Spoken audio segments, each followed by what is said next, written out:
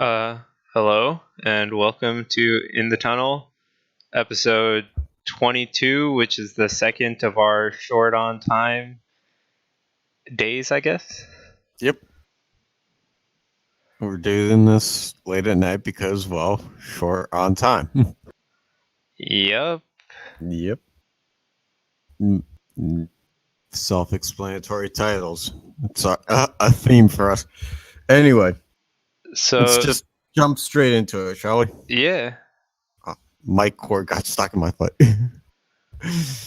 All right. Anyway, you want to start fun fact, or you want to start with? Let's cover football because we kind of just skipped over it last time, even though we didn't All right. really. All right. Patriots lost. That's the highlight of the AFC East. Yep. Nothing else Smacked matters. by the Titans. Yep. Steelers are 6-2-1, so they're actually above the Patriots in the standings if the season ends today. Yep. Nothing else really matters. Yep. I mean, the Bengals are crumbling. The Ravens have to start Lamar Jackson or Robert Griffin III. Yeah. Mm-hmm. Then Houston 6-3. They're at the top of their division. Yeah. Tennessee looks not too far behind, and the Colts show signs of life as the Jaguars continue to fall back into the basement. Right. And also, like, the Titans were the ones to beat the Patriots, right? Yeah. That's what I'm saying. Yeah, that's what I'm saying. That matters that they're in second place and like one game behind of the Texans. Exactly. And then Kansas City is 9-1 with the Chargers 7-2, and those are the only two things that matter in that division. Yeah, I mean, the fact that they're behind Kansas City, the Chargers are a really good team that just will not get the recognition because of the fact that they're sitting in second. Yeah, but also Kansas City had that great start, and where Kansas City has to crumble a little bit, and the Chargers have to keep playing as they do to get the recognition. I feel like. I mean, Kansas City's yet to have their bye week. Once they have their bye week, if the Chargers keep winning, it's a one-game difference. Right. I mean, and it comes down to a tiebreaker because they have to play each other again. Yeah, I mean, I'm considering that one-game difference. It is a one-game difference right now. They only have one more loss. Yeah, but the difference is in wins. 7-2, 9-1. Yeah, I know, but it's bye week, right? Mm-hmm. Yeah, that's what I'm saying. That's why I wanted to say that earlier. All right. So NFC East, Redskins are 6-3. The rest of the division is 4-5 for the Dallas Cowboys and Philadelphia Eagles, and the Giants are 2-7. They actually won a game. Not that it really matters. Yeah, I mean, hey, unfortunately, you got the Manning that still shows that he's competent, but the fact of the matter is, guys shouldn't be doing that. Yeah. Like, if you're gonna tank. I don't understand why this locker room is 8 games into the season is if we win now, we could make the playoffs. It's like, do you really want to? I mean, it's not only that, right? Sure. Do you really want to maybe win one game and then play the Rams if you win that first game? But you don't want to. Sure, you just don't. Hold on. Even making the playoffs is really far-fetched because, well, sure, I think it's the Giants have the easiest schedule in the NFL to close out the season, but the Redskins are not far behind. Well, I just don't know that 9-7 is going to get you into the NFC playoff picture this year.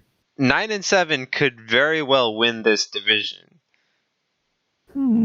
I don't know. I said it could. It could, but you got to show me more out of the Redskins in the second half. You got to give me show me if they're going to slip. Because right now, it's not even them slipping. Because even if they do win the division, it's not going to be higher than 10-6. I don't think. I was about to say I'll take 10-6. It's not 10-6 is the absolute highest I'll go in that division. Okay. Yeah. Well. Yeah. But I mean, you can't tell me that the Redskins won't lose 2 more games. Right, but I mean, the Redskins, they've only played what 2 division games. They still have 4 to play. 4 to play. 4 to play. So, as much as like they're ahead, the teams in this division have been playing each other really closely, no matter what. Have they played the Giants as one of them? Yeah, and I want to say the Cowboys as the other. I think so. So, but Philadelphia is on the decline. Right, but what I'm saying is it's still close because they have those 4 division games. Yeah, it makes it interesting, especially when you have yet to play the Eagles twice. Right, so that is why technically the Giants could win out and still win, but I mean, I don't see it happening. Of course not. All right, I think they're shooting for the wrong end of the spectrum. I mean, they'll lose another game and they'll realize it, and then we'll be back where we were. Yeah. Okay, so the North, the Bears are 6-3, followed by the Vikings, who just have the tie, and the Packers have 4-1. I think that division is still really close, like we said it would be. I still don't know why, but I can't take the Packers seriously. I mean, I don't like the way they've been playing. The competition away is just terrible. Yeah, but the competition too. They're not beating good teams. I agree, but again, I also say the way they're playing away is terrible. They're 0-4 away. Yeah, you've said that for a few weeks now. Yeah, like how do you do that? I mean, good on them that the home field advantage means what it is, but it doesn't mean anything. But if you go, in this case, you're going to go 7-8-1 if you win all your win out your home games and you lose out your away games, which is looking like they can very possibly do. That's not making you the playoffs. Not in that division, certainly. 8-7-1 is not even making you in the playoffs if you manage to flip one game away. Like, no, I just don't see it. No. All right. So the South, the Saints are at 8-1, and then the Panthers, who have a shot at the wild card, are at 6-3. Yeah. None of the other teams really matter. No, I mean the Saints are just a wagon, and now with Dez Bryant down, they signed Brandon Marshall. So yeah, whatever floats their boat, man. Hey, I picked him up in fantasy last Friday as soon as Dez went down. Like, I was ready for that. Oh, my. Depth on the bench. All right, well, on the bench. Then we have the Rams at 9-1, and the Seahawks are now at 4-5, which... I mean, I guess that's worth noting, but, like... I mean, I don't think they only have one side of their team, which is like the offensive weapons. They don't have an offensive line. They don't have a defense. Special teams. I mean, they have Janikowski as the kicker, which speaks to like the decline in general. When you bring in like a 43-year-old kicker who couldn't cut it on the Raiders, I don't know. It's just it all just reeks of like this is not supposed to work. Right. Like I only mention them because so we agreed at the beginning that the wild card would come out of the north, south, or west, and say the Seahawks are really the hot seat team for keeping that wild card spot, having a chance in the West. Because if they lose 2 more games, it's not happening, in my opinion. Oh, yeah. I mean, I don't think it's happening regardless. They'd have to win out to make me think that it'll happen. Because, I don't think they have to win out, but they have to, no, they'd have to win out. Game, in my opinion. That's but for me to be convinced that they're a true playoff team and not a fluke. It doesn't matter if they're a true playoff team. It matters that they're the top 12 or whatever it is. That's all I care about. I'm talking contender versus pretender. I don't care about contender versus pretender. Right now, it's you either make the playoffs or you don't. If you've made the playoffs, are you a contender or a pretender? But let's just divide the line at make the playoffs and not make the playoffs. They're not going to make the playoffs. I say if they I think if they manage to win out, that's the only way, or maybe lose one game in the last. They have 7, so it's almost impossible.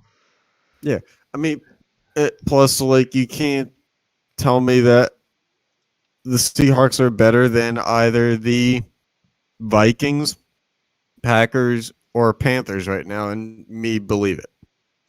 Oh no, I'm not gonna say they are, but I mean, it'll make the think game. I think they have a better shot at making the playoffs than the Packers, because Well, I we'll don't think find the out. Packers are making the playoffs anyway. Well, we'll find out. They play each other. Is it Monday Packers night? home or away? Might be Seahawks. I mean, that's Go to the literally going to research tell you board. who's going to win at this Go point. to the research board. Let's go to the research. Let's see what it says. Seahawks are the home team in the games tomorrow. Well, Thursday I mean, night the game. Seahawks basically won it. It's a way for the Packers. They can't play. You know what? The Seahawks where they play now is as close to a neutral ground as the Packers are going to get. With how bad the Seahawks have become, the turnout there probably isn't the same. Yeah, but I mean, it's not Lambeau. It does not play like Lambeau. Nothing plays like Lambeau. That's the point. As much neutral as you get, nothing plays like Lambeau. And yeah, exactly. I would not put money on the Packers this game. All right, sounds good. Sean takes a money line or whatever it is. I don't know how to bet. But yeah. that's a topic for another time. I mean, so that covers basically the highlights of the standing. Yep. All right, so you want to go over the Steelers? Yeah, so since I am the Steelers correspondent of this, which basically means I have a Twitter account and access to about 5 minutes per day to just read through whatever drama happens. So yesterday, deadline for Bell to show up, and he didn't. No shocker there. Yep. So then I guess the fun about today is you get to see everybody else on the team's reaction. Like the media comes and goes yesterday before Bell has the report. They did all their interviews, left. I mean, I'm sure they were going to be there to see if Bell showed up, but today you get to see the responses from the rest of the team. So, Roethlisberger meets with the reporters. He says, "Hey, I texted him, said if you want to show up, we'd love to have you. If not, best of luck, And Bell ghosted him. No response. So, I mean, can't say that you really are surprised by it, but at that point, you can say thank you. Like, we all know that you weren't going to show up. Like, send something just to be like courteous. Yeah, exactly. I mean, the Steelers players organization, nobody had contact with Bell all the way up till then. So I don't think they were expecting Ben's going to get a text back from Le'Veon at 2:28 on Tuesday, being like, "Oh, I'm coming in an hour" or anything like that. It's like, no, we all knew how that day was going to go. But after the deadline, send something. Just be like, I appreciate it. I had to do what I had to do. No hard feelings between us, but, this is the goal. Mm-hmm. So, I mean, and then the other part of it was they took down Bell's locker. They took the nameplate off of his locker. I guess the equipment guys were cleaning it out. And then I guess a bunch of the linebackers and other players, they split up some of the stuff. Like there were never used before Jordan brand cleats. Some players took those. Some players, took some of the other stuff. Bell's locker is gone. It I mean, that's what you expect. I mean, I was honestly kind of surprised it was there, but I mean, it has to be there. I mean, he wasn't on the roster for the. But I mean, do you really think they just like took his entire locker down? I mean, how long does it take to put the locker back up? It's just an inconvenience. Exactly. Why do something? Why do something when I might have to redo it? Why? Even if it's 5 minutes, it's a waste of time. I guess, but 5 minutes over the course of 11 weeks is kind of like. But I mean, if I spend the 5 minutes to take it down and he shows up, then I have to spend however much time to put it back up, which is what I don't want to do. But that comes back to the courtesy, man. Like, if we're gonna extend the courtesy to like have it there for you, at least give us the courtesy to let us know that we're spending our time wisely here. I don't know. It's whatever. I mean, you don't have to give like the equipment staff the inside scoop. Just be like, send like equipment manager Joe a text on like Sunday, just be like, yeah, I'm not coming today. Don't set up my locker. Why would he do that? I don't know. Why would you just leak good character? No, that okay. It's not leaking it if it's on a weekly basis. I mean, just there's no harm in leaving that locker there. They have more than enough. This is pointless discussion, but. Okay, I guess as a fan, I just would have wanted more on a behavior standpoint. The only thing that you can ask for is he be courteous when somebody reaches out to him after the deadline and say thanks for everything and yada yada. That's fine, but it's a freaking locker. Who cares? It was going to be up there because they wanted him to play at the beginning of the season. And they never took it down until now. They actually are sure he's not coming back. So, hey, I mean, look, doesn't matter. All I'm going to say now is I'm sure that was all free stuff to him. I'm sure he paid for absolutely nothing that was in that locker. But I'm glad that it didn't. It's not going to go to waste, and that it's going to be used by other players who are more deserving of it in that locker room. That's whatever. Again, none of these people pay for it. It doesn't mean anything to Bell. But if you're in the locker room and you're grinding all year, another set of free cleats doesn't hurt either.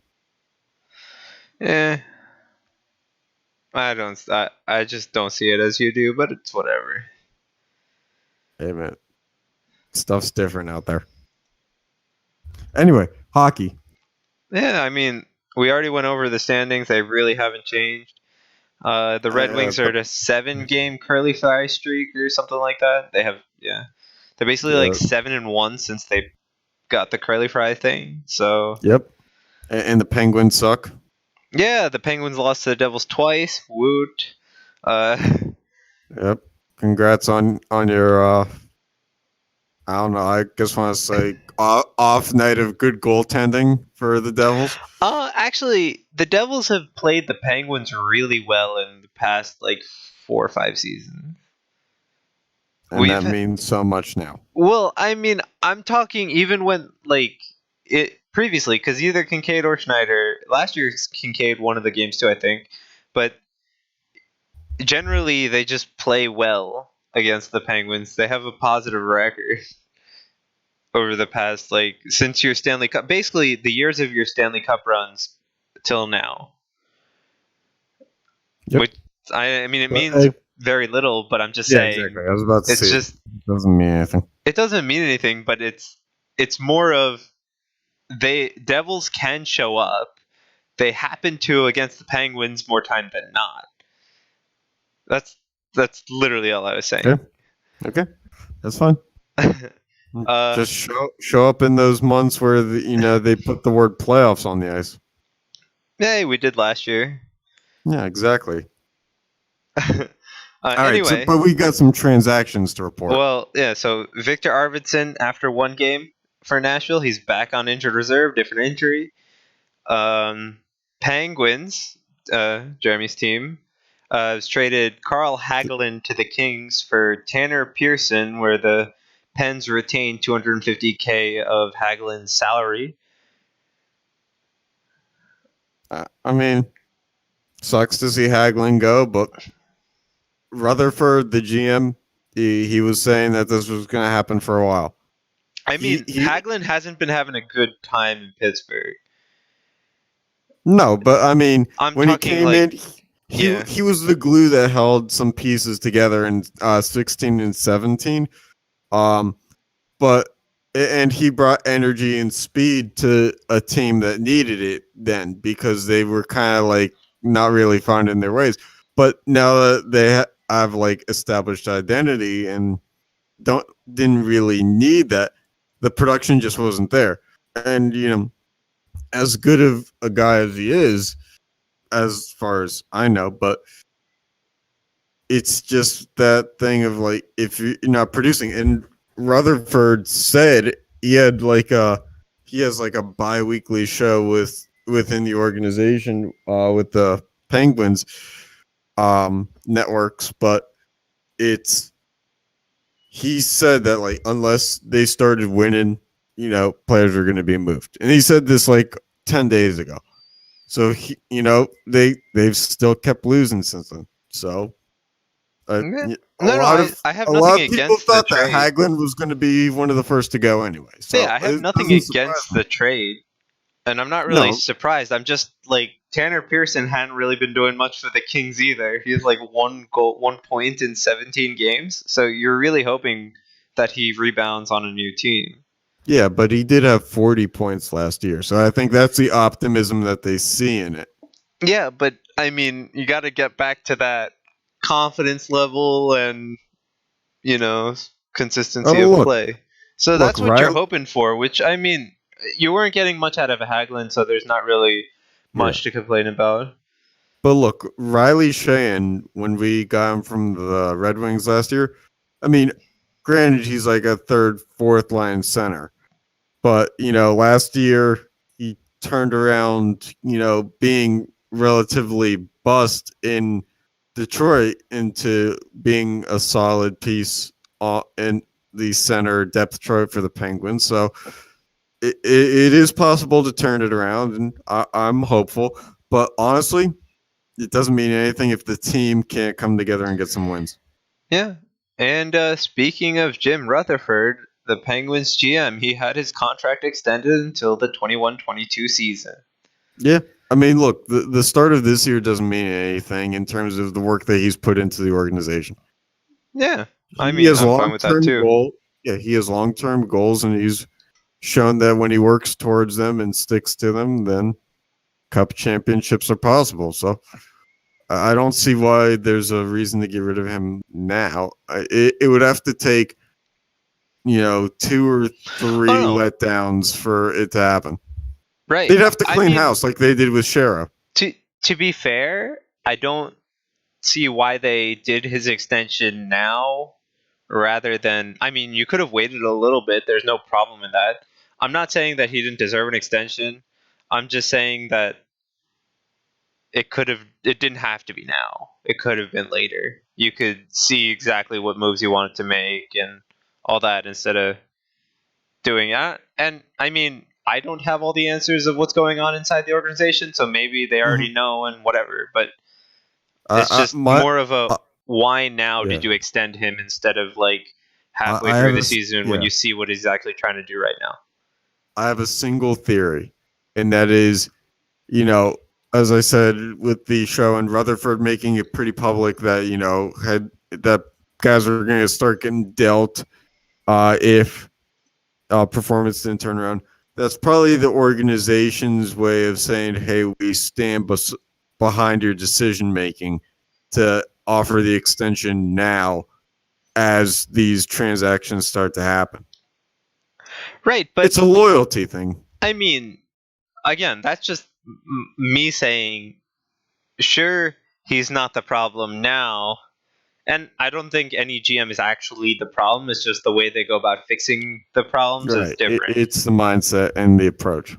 Right. So maybe he has the right idea in his transactions now, but you realize later in the season that maybe instead of extending him to 21-22, you'll give him to 2021 because you still want to look at something. Like, what was the benefit of like, I understand being behind him now, and that's fine. Mm-hmm. Again, I don't know what's going on behind the scenes, so maybe they know something that I don't, which is quite likely. I don't know. As far as I know, he was a couple years ago thinking about, like, you know, if he wanted to walk away or like one more year. So the fact that he signed like 2 extensions since then, I mean, there's something to it for sure. Right.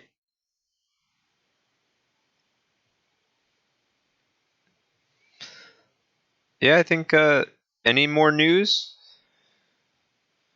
No, just your fun fact. Oh yeah, so was it a near 70,000? Remember how we're wording this? I mean, you want to go for it then? No, it's your stat. So there was a tweet that, like, I don't know, blew up a little bit.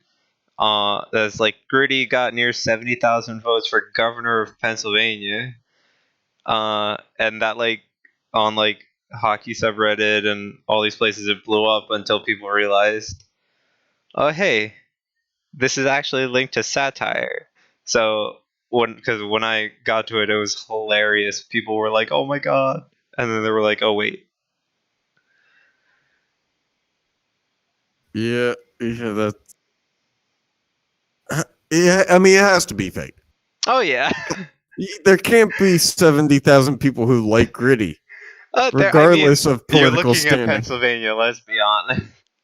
Yeah, but I mean, look, there's different allegiances in Pennsylvania too. And apparently, Gritty breaks them all. Look, man, there's a lot of bridges in Pittsburgh that I feel like Gritty would be thrown off before they voted for him. Yeah, but I mean, there are more than 70,000 people. I mean, it's completely believable. You're in Philadelphia, one of the major cities in Pennsylvania. So. I mean, that's true. They did put a statue up of a fake movie character. So, like, I mean, it's totally believable. And I found this thing hilarious. What's one more at that point?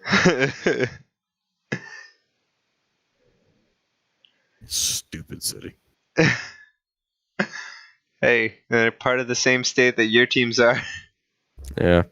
I mean, based on state borders, yeah, but not really, in theory. Not in the way that they operate. I'd like to see how your brain is working that theory of how they're not. Well, my brain's not working at all. Fair enough. Can't argue with that one. Thinking is overrated.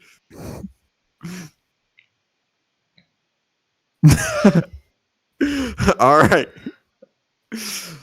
It's a foolproof theory. Anyway, so that's all I got. Yeah, that's all I got too. Yeah, so this actually short edition of Short on Time. Thank you all for listening / watching, whatever you're doing. Yeah. All right.